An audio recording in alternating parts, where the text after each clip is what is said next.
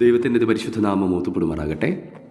വേദപുസ്തകം ഒരു വർഷം കൊണ്ട് വായിച്ചു തീർക്കുന്ന ഒരു വായന പദ്ധതിയാണിത്. ഈ ശുശ്രൂഷയിലേക്ക് നിങ്ങളെല്ലാവരെയും യേശുവിൻ്റെ നാമത്തിൽ സ്വാഗതം ചെയ്യുന്നു. ഇന്ന് 58-ാമത്തെ ദിവസം. ഇന്നത്തെ വേദഭാഗ വായനയിലേക്ക് നമുക്ക് പ്രവേശിക്കാം. സംഖ്യാപുസ്തകം 32-ാമത്തെ അധ്യായം.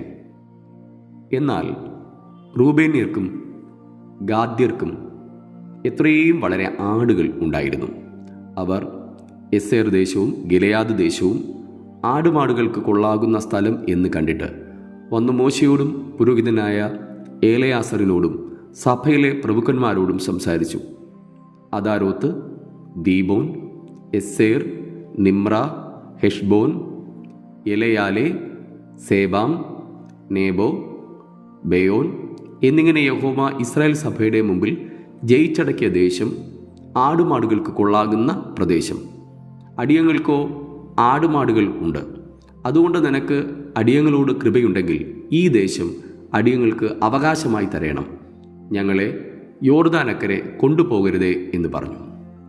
മോശെ ഗാദ്യരോടും രൂബേന്യരോടും പറഞ്ഞത്, നിങ്ങളുടെ സഹോദരന്മാർ യുദ്ധത്തിന് പോകുമ്പോൾ നിങ്ങൾക്കിവിടെ ഇരിക്കണമെന്നോ? യഹോവ ഇസ്രായേൽ മക്കൾക്ക് കൊടുത്തിട്ടുള്ള ദേശത്തേക്ക് അവർ കടക്കാതിരിപ്പാൻ തക്കവണ്ണം നിങ്ങൾ അവരെ അധൈര്യപ്പെടുത്തുന്നത് എന്തിന്? ഒറ്റുനോക്കേണ്ടതിന് ഞാൻ നിങ്ങളുടെ പിതാക്കന്മാരെ പോലെ കാദേശ് ബെർന്നേയിൽ നിന്ന് അയച്ചപ്പോൾ അവർ ഇങ്ങനെ തന്നെ ചെയ്തു. അവർ എസ്കോൽ താഴ്വരയോളം ചെന്ന് ദേശം കണ്ട ശേഷം യഹോവ ഇസ്രായേൽ മക്കൾക്ക് കൊടുത്തിട്ടുള്ള ദേശത്തേക്ക് പോകാതിരിക്കത്തക്കവണ്ണം അവരെ അധൈര്യപ്പെടുത്തി. അന്ന് യഹോവയുടെ കോപം ജ്വലിച്ചു. അവൻ സത്യം ചെയ്ത് കൽപ്പിച്ചത് കെനീസ്യനായ യെഫുന്നയുടെ മകൻ കാലേബും നൂന്റെ മകൻ യോശുവയും യഹോവയോട് പൂർണ്ണമായി പറ്റി നിന്നതുകൊണ്ട് അവരല്ലാതെ മിസ്രയീമിൽ നിന്ന് പോന്നവരിൽ 20 വയസ്സ് മുതൽ മേലോട്ട് ഒരുത്തനും ഞാൻ അബ്രഹാമിനോടും ഇസഹാക്കിനോടും യാക്കൂബിനോടും സത്യം ചെയ്ത ദേശത്തെ കാണുകയില്ല. അവർ എന്നോട് പൂർണ്ണമായി പറ്റി നിൽക്കായക കൊണ്ട് തന്നെ. അങ്ങനെ യഹോവയുടെ കോപം ഇസ്രായേലിൻ്റെ നേരെ ജ്വലിച്ചു. യഹോവയ്ക്ക് അനിഷ്ടമായുള്ളത് ചെയ്ത തലമുറയെല്ലാം മുടിഞ്ഞു പോകുവോളം അവൻ 40 സംവത്സരം അവരെ മരുഭൂമിയിൽ അലയുമാറാക്കി. എന്നാൽ ഇസ്രായേലിൻ്റെ നേരെ യഹോവയുടെ ഉഗ്രകോപം ഇനിയും വർദ്ധിപ്പാൻ തക്കവണ്ണം നിങ്ങളുടെ പിതാക്കന്മാർക്ക് പകരം നിങ്ങൾ പാപികളുടെ ഒരു കൂട്ടമായി എഴുന്നേറ്റിരിക്കുന്നു. നിങ്ങൾ അവനെ വിട്ട് പിന്നോക്കം പോയാൽ അവൻ ഇനിയും അവരെ മരുഭൂമിയിൽ വിട്ടുകളയും. അങ്ങനെ നിങ്ങൾ ഈ ജനത്തെയെല്ലാം നശിപ്പിക്കും. അപ്പോൾ അവർ അടുത്തു ചെന്ന് പറഞ്ഞത്, ഞങ്ങളിവിടെ ഞങ്ങളുടെ ആടുമാടുകൾക്ക് തൊഴുത്തുകളും ഞങ്ങളുടെ കുഞ്ഞുകുട്ടികൾക്ക് പട്ടണങ്ങളും പണിയട്ടെ. എങ്കിലും ഇസ്രായേൽ മക്കളെ അവരുടെ സ്ഥലത്ത് കൊണ്ടുപോയി ആക്കുന്നതുവരെ ഞങ്ങൾ യുദ്ധസന്നദ്ധരായി അവർക്ക് മുമ്പായി നടക്കും. ഞങ്ങളുടെ കുഞ്ഞുകുട്ടികളോ ദേശത്തിലെ നിവാസികൾ നിമിത്തം ഉറപ്പുള്ള പട്ടണങ്ങളിൽ പാർക്കട്ടെ. ഇസ്രായേൽ മക്കൾ ഓരോരുത്തൻ താന്താൻ്റെ അവകാശം അടക്കിക്കൊള്ളും വരെ ഞങ്ങൾ ഞങ്ങളുടെ വീടുകളിലേക്ക് മടങ്ങിപ്പോരുകയില്ല. യോർദാനക്കരയും അതിനപ്പുറവും ഞങ്ങൾ അവരോട് കൂടെ അവകാശം വാങ്ങുകയില്ല. കിഴക്ക് യോർദാനിക്കരെ ഞങ്ങൾക്ക് അവകാശമുണ്ടല്ലോ. അതിന് മോശെ അവരോട് പറഞ്ഞത്, നിങ്ങൾ ഈ കാര്യം ചെയ്യുമെങ്കിൽ യഹോവയുടെ മുമ്പാകെ യുദ്ധസന്നദ്ധരായി പുറപ്പെട്ട് യഹോവ തൻ്റെ മുമ്പിൽ നിന്ന് ശത്രുക്കളെ നീക്കിക്കളയുവോളം നിങ്ങളെല്ലാവരും അവൻ്റെ മുമ്പാകെ യുദ്ധസന്നദ്ധരായി യോർദാനക്കരെ കടന്നു പോകുമെങ്കിൽ ദേശം യഹോവയുടെ മുമ്പാകെ കീഴമർന്ന ശേഷം നിങ്ങൾ മടങ്ങിപ്പോരുകയും യഹോവയുടെയും ഇസ്രായേലിൻ്റെയും മുമ്പാകെ കുറ്റമില്ലാത്തവരായിരിക്കുകയും ചെയ്യും. അപ്പോൾ ഈ ദേശം യഹോവയുടെ മുമ്പാകെ നിങ്ങളുടെ അവകാശമാകും. എന്നാൽ നിങ്ങൾ അങ്ങനെ ചെയ്യുകയില്ല എങ്കിൽ നിങ്ങൾ യഹോവയോട് പാപം ചെയ്തിരിക്കുന്നു. നിങ്ങളുടെ പാപഫലം നിങ്ങൾ അനുഭവിക്കും. നിങ്ങളുടെ കുട്ടികൾക്കായി പട്ടണങ്ങളും നിങ്ങളുടെ ആടുകൾക്കായി തൊഴുത്തുകളും പണിത് നിങ്ങൾ പറഞ്ഞതുപോലെ ചെയ്തുകൊള്ളുവിൻ. ഗാദ്യരും രൂബേന്യരും മോശയോട്, യജമാനൻ കൽപ്പിക്കുന്നത് പോലെ അടിയങ്ങൾ ചെയ്തുകൊള്ളാം. ഞങ്ങളുടെ കുഞ്ഞുങ്ങളും ഭാര്യമാരും ഞങ്ങളുടെ കന്നുകാലികളും മൃഗങ്ങളൊക്കെയും ഗിലെയാദിലെ പട്ടണങ്ങളിൽ ഇരിക്കട്ടെ. അടിയങ്ങളോ യജമാനൻ കൽപ്പിക്കുന്നത് പോലെ എല്ലാവരും യുദ്ധസന്നദ്ധരായി യഹോവയുടെ മുമ്പാകെ യുദ്ധത്തിന് കടന്നുപോകാം എന്ന് പറഞ്ഞു. ആകയാൽ മോശെ അവരെക്കുറിച്ച് പുരോഹിതനായ ഏലയാസറിനോടും നൂന്റെ മകനായ യോശുവയോടും ഇസ്രായേൽ മക്കളുടെ ഗോത്രപ്രധാനികളോടും കൽപ്പിച്ചതെന്തെന്നാൽ, ഗാദ്യരും രൂബേന്യരും ഓരോരുത്തൻ യുദ്ധസന്നദ്ധനായി യഹോവയുടെ മുമ്പാകെ നിങ്ങളോടുകൂടെ യോർദാൻ അക്കരെ കടന്നു പോരുകയും ദേശം നിങ്ങളുടെ മുമ്പാകെ കീഴടങ്ങുകയും ചെയ്താൽ നിങ്ങൾ അവർക്ക് ഗിലെയാദ് ദേശം അവകാശമായി കൊടുക്കണം. എന്നാൽ അവർ നിങ്ങളോടുകൂടെ യുദ്ധസന്നദ്ധരായി അക്കരയ്ക്ക് കടക്കാതിരുന്നാൽ അവരുടെ അവകാശം നിങ്ങളുടെ ഇടയിൽ കനാൻ ദേശത്ത് തന്നെ ആയിരിക്കണം. ഗാദ്യരും രൂബേന്യരും അതിന്, യഹോവ അടിയങ്ങളോട് അരുളി ചെയ്തതുപോലെ ചെയ്തുകൊള്ളാം. ഞങ്ങളുടെ അവകാശം ലഭിക്കേണ്ടതിന് ഞങ്ങൾ യഹോവയുടെ മുമ്പാകെ യുദ്ധസന്നദ്ധരായി കനാൻ ദേശത്ത് കടന്നുപോകാം എന്ന് പറഞ്ഞു. അപ്പോൾ മോശെ ഗാദ്യർക്കും രൂബേന്യർക്കും യോസഫിന്റെ മകനായ മനശ്ശെയുടെ പാതി ഗോത്രത്തിനും അമോര്യ രാജാവായ സീഹോന്റെ രാജ്യവും ബാശാൻ രാജാവായ ഓഗിന്റെ രാജ്യവുമായ ദേശവും അതിൻ്റെ അതിരുകളിൽ ചുറ്റുമുള്ള ദേശത്തിലെ പട്ടണങ്ങളും കൊടുത്തു. അങ്ങനെ ഗാദ്യർ ദീബോൻ, അദാരോത്ത്, അരോയേർ, അത്രോത്ത്, ഷോഫാൻ, ഏസേർ, ഏഗ്ബെഹ, ബേത്ത് നിമ്ര, ബേത്ത് ഹാരാൻ എന്നിവയെ ഉറപ്പുള്ള പട്ടണങ്ങളായും ആടുകൾക്ക് തൊഴുത്തുകളായും പണിതു.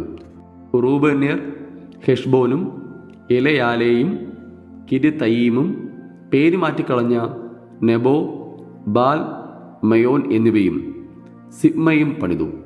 അവർ പണിത പട്ടണങ്ങൾക്ക് പുതിയ പേരിട്ടു. മനശ്ശെയുടെ മകനായ മാഖീരിൻ്റെ പുത്രന്മാർ ഗിലെയാദിൽ ചെന്ന് അതിനെ അടക്കി. അവിടെ പാർത്തിരുന്ന അമോര്യരെ ഓടിച്ചു കളഞ്ഞു. മോശെ ഗിലെയാദ് ദേശം മനശ്ശെയുടെ മകനായ മാഖീരിന് കൊടുത്തു. അവൻ അവിടെ പാർത്തു. മനശ്ശെയുടെ പുത്രനായ യായീർ ചെന്ന് അതിലെ ഊരുകളെ അടക്കി. അവയ്ക്ക് ഹവ്വോത്ത്, യായീർ, യായീരിൻ്റെ ഊരുകൾ എന്ന് പേരിട്ടു. നോബഹ് ചെന്ന് കെനാത്ത് പട്ടണവും അതിൻ്റെ ഗ്രാമങ്ങളും അടക്കി. അതിന് തൻ്റെ പേരിൻ പ്രകാരം നോബഹ് എന്ന് പേരിട്ടു. സംഖ്യാപുസ്തകം 33 അധ്യായം. മോശയുടെയും അഹരോന്റെയും കൈക്കീഴിൽ ഗണം ഗണമായി മിസ്രയീം ദേശത്തു നിന്നും പുറപ്പെട്ട ഇസ്രായേൽ മക്കളുടെ പ്രയാണങ്ങൾ ആവിത്. മോശെ യഹോവയുടെ കൽപ്പന പ്രകാരം അവരുടെ പ്രയാണക്രമത്തിൽ അവരുടെ താവളങ്ങൾ എഴുതിവെച്ചു.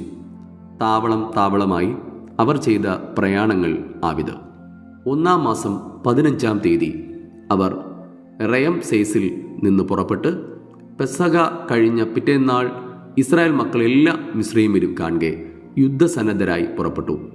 മിസ്രയീമ്യരോ യഹോവ തങ്ങളുടെ ഇടയിൽ സംഹരിച്ച കടിഞ്ഞൂലുകളെ എല്ലാം കുഴിച്ചിടുകയായിരുന്നു. അവരുടെ ദേവന്മാരുടെ മേലും യഹോവ ന്യായവിധി നടത്തിയിരുന്നു. ഇസ്രായേൽ മക്കൾ റയംസേസിൽ നിന്ന് പുറപ്പെട്ട് സുക്കോത്തിൽ പാളയമിറങ്ങി. സുക്കോത്തിൽ നിന്ന് അവർ പുറപ്പെട്ട് മരുഭൂമിയുടെ അറ്റത്തുള്ള ഏദാമിൽ പാളയമിറങ്ങി.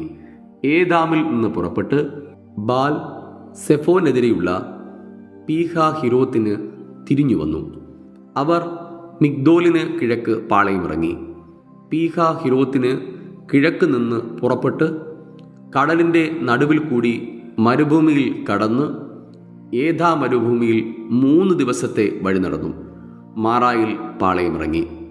മാറായിൽ നിന്ന് പുറപ്പെട്ട് ഏലീമിൽ എത്തി.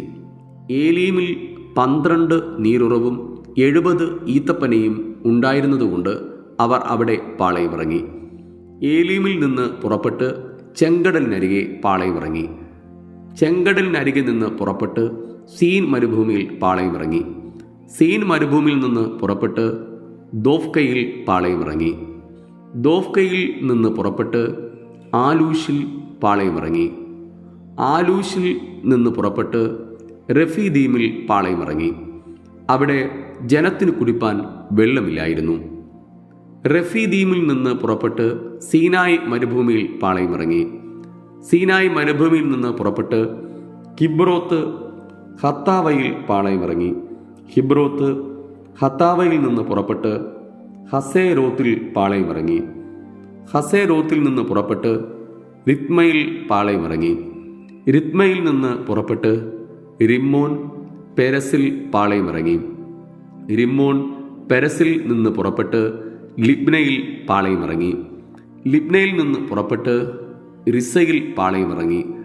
റിസയിൽ നിന്ന് പുറപ്പെട്ട് കെഹേലാദയിൽ പാളയമിറങ്ങി. കെഹേലാദിൽ നിന്ന് പുറപ്പെട്ട് ഷാഫേർ മലയിൽ പാളയമിറങ്ങി. ഷാഫേർ മലയിൽ നിന്ന് പുറപ്പെട്ട് ഹരാദയിൽ പാളയമിറങ്ങി. ഹരാദയിൽ നിന്ന് പുറപ്പെട്ട് മഹേലോത്തിൽ പാളയമിറങ്ങി. മഹേലോത്തിൽ നിന്ന് പുറപ്പെട്ട് തഹത്തിൽ പാളയമിറങ്ങി. തഹത്തിൽ നിന്ന് പുറപ്പെട്ട് താരഹിൽ പാളയമിറങ്ങി. താരഹിൽ നിന്ന് പുറപ്പെട്ട് മിത്കയിൽ പാളയമിറങ്ങി. മിത്കയിൽ നിന്ന് പുറപ്പെട്ട് ഹഷ്മോനയിൽ പാളയമിറങ്ങി. ഹഷ്മോനയിൽ നിന്ന് പുറപ്പെട്ട് മോസേരോത്തിൽ പാളയമിറങ്ങി. മോസേരോത്തിൽ നിന്ന് പുറപ്പെട്ട് ബെനേയാക്കാനിൽ പാളയമിറങ്ങി. ബെനേയാക്കാനിൽ നിന്ന് പുറപ്പെട്ട് ഹോർ ഹഗിദ്ഗാദിൽ പാളയമിറങ്ങി. ഹോർ ഹഗിദ്ഗാദിൽ നിന്ന് പുറപ്പെട്ട് യോത് ബാധയിൽ പാളയമിറങ്ങി. യോത് ബാധയിൽ നിന്ന് പുറപ്പെട്ട് അബ്രോനയിൽ പാളയമിറങ്ങി. അബ്രോനയിൽ നിന്ന് പുറപ്പെട്ട് എസ്യോൻ ഗബേരിൽ പാളയമിറങ്ങി. എസ്യോൻ ഗബേരിൽ നിന്ന് പുറപ്പെട്ട് സീൻ മരുഭൂമിയിൽ പാളയമിറങ്ങി. അതാകുന്നു കാദേശ്.